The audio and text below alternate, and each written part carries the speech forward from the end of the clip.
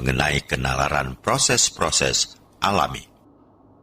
Yang ketiga, filsafat ilmu adalah studi gabungan yang terdiri atas beberapa studi yang beraneka macam yang ditujukan untuk menetapkan batas yang tegas mengenai ilmu tertentu.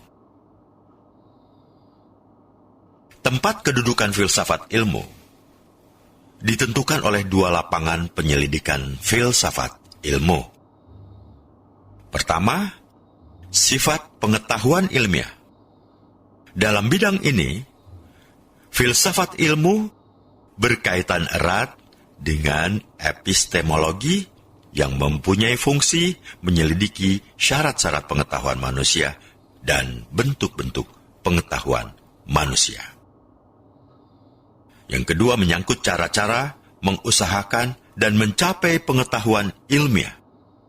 Dalam bidang ini, filsafat ilmu berkaitan erat dengan logika dan metodologi.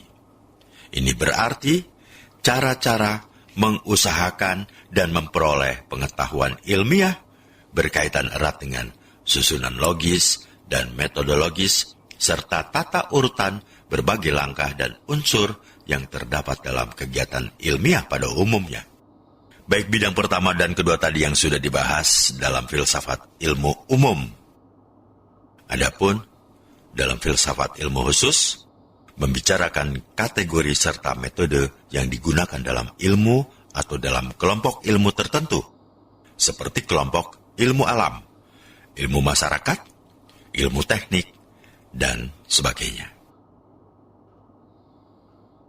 Objek dan metode filsafat ilmu. Yang pertama adalah objek filsafat ilmu. Filsafat ilmu, sebagaimana halnya dengan bidang-bidang ilmu yang lain, juga memiliki objek material dan objek formal tersendiri. Yang pertama, objek material filsafat ilmu.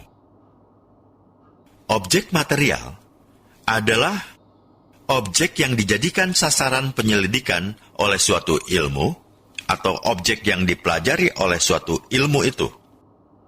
Objek material filsafat ilmu adalah ilmu pengetahuan itu sendiri, yaitu pengetahuan yang telah disusun secara sistematis dengan metode ilmiah tertentu sehingga dapat dipertanggungjawabkan kebenarannya secara umum. Yang kedua, objek formal filsafat ilmu. Objek formal adalah sudut pandang dari mana sang subjek menelaah objek materialnya. Setiap ilmu pasti berbeda dalam objek formalnya. Objek formal filsafat ilmu adalah hakikat atau esensi ilmu pengetahuan. Artinya, filsafat ilmu lebih menaruh perhatian terhadap problem mendasar ilmu pengetahuan. Seperti apa hakikat ilmu itu sesungguhnya? Bagaimana cara memperoleh kebenaran ilmiah? Apa fungsi pengetahuan ini bagi manusia? Problem inilah yang dibicarakan dalam landasan pengembangan ilmu pengetahuan, yaitu landasan ontologis, epistemologis, dan aksiologis.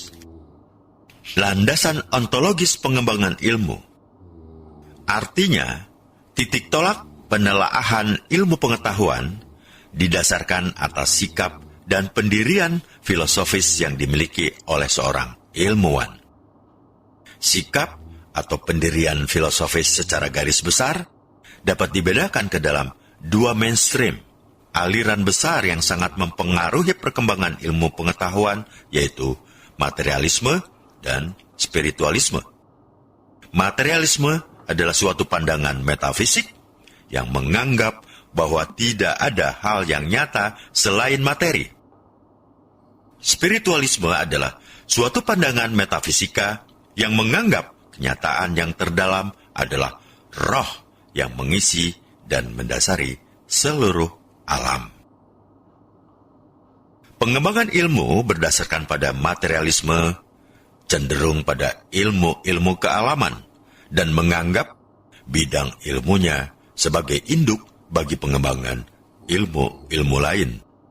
Dalam perkembangan ilmu modern, aliran ini disuarakan oleh positivisme, sedangkan spiritualisme cenderung pada ilmu-ilmu kerohanian dan menganggap bidang ilmunya sebagai wadah utama bagi titik tolak pengembangan bidang-bidang ilmu lain. Jadi, landasan ontologis ilmu pengetahuan sangat tergantung pada cara pandang ilmuwan terhadap realitas. Manakala realitas yang dimaksud adalah materi, maka lebih terarah pada ilmu-ilmu empiris. Manakala realitas yang dimaksud adalah spirit atau roh, lebih terarah pada ilmu-ilmu humaniora. Landasan epistemologis pengembangan ilmu. Artinya, titik tolak penelaahan ilmu pengetahuan didasarkan atas cara dan prosedur dalam memperoleh kebenaran. Dalam hal ini yang dimaksud adalah metode ilmiah. Metode ilmiah secara garis besar dibedakan ke dalam dua kelompok, yaitu siklus empiris untuk ilmu-ilmu kealaman dan metode linier untuk ilmu-ilmu sosial humaniora. Cara kerja metode siklus empiris meliputi observasi, penerapan metode induksi, melakukan eksperimentasi atau percobaan, verifikasi atau pengujian ulang terhadap hipotesis yang diajukan, sehingga melahirkan sebuah teori. Adapun cara kerja metode linier meliputi langkah-langkah antara lain persepsi, yaitu penangkapan indrawi terhadap realitas yang diamati, kemudian disusun sebuah pengertian, konsepsi, yang akhirnya dilakukan prediksi atau peramalan tentang kemungkinan yang akan terjadi di masa depan. Landasan aksiologis pengembangan ilmu merupakan sikap etis yang harus dikembangkan oleh seorang ilmuwan, terutama dalam kaitannya dengan nilai-nilai yang diyakini kebenarannya. Dengan demikian, suatu aktivitas ilmiah senantiasa dikaitkan dengan kepercayaan, ideologi yang dianut oleh masyarakat atau bangsa tempat ilmu itu dikembangkan. Timbulnya filsafat karena manusia merasa kagum atau heran, takjub, merasa tidak puas, merasa ingin tahu, dan merasa ragu-ragu. Pada tahap awalnya, kekaguman atau keheranan itu terarah kepada gejala-gejala alam. Misalnya gempa bumi, hujan, banjir, melihat laut yang sangat luas. Orang yang heran berarti dia merasa tidak tahu atau dia menghadapi persoalan. Persoalan inilah yang ingin diperoleh jawabannya oleh para filsuf. Dari mana jawaban itu dapat diperoleh? Jawaban diperoleh dengan melakukan kontemplasi, yaitu berpikir dan merenung yang sedalam-dalamnya, melakukan refleksi, yaitu berpikir tentang pikirannya sendiri atau introspeksi, mawas diri. Dalam hal ini tidak semua persoalan itu